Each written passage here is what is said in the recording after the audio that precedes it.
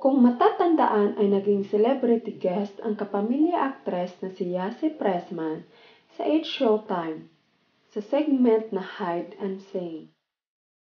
Dahil nga sobrang matunog ang tambalang kukuyas, kaya hindi maiwasang tanungin siya ng mga It's Showtime host. Dahil nga curious din ang mga ito kung ano nga ba ang totoong estado ng relasyon ng dalawa. Makikita sa isang video clip ang tahasang pagtanong ng isang It's Showtime host na si Teddy Corpus.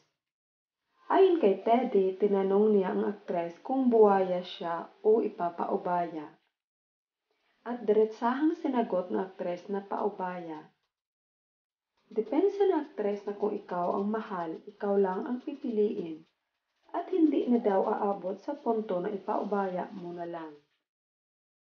Dagdag pa ng aktres kasi dapat yung love, nire-receive mo rin. 2 ways. Hindi pwede na ikaw lang ang nagmamahal. Tinanong din ng aktres kung paano may nang buwaya. Hindi niya ba ipaglalaban? Seryosong sinagot ng aktres ang tanong. Ayon sa kanya, hindi siya makukuha kung ikaw talaga ang mahal. Sa sagot ng aktres ay sobrang humanga ang It's Showtime host. Kaya ayon sa mga netizens, kaya kampante ng aktres kahit magkalayo sila ng aktor na si Coco Martin. Dagdag pa ng netizens, magaling sumagot ang aktres at talagang may sense at tumpak na tumpak talaga.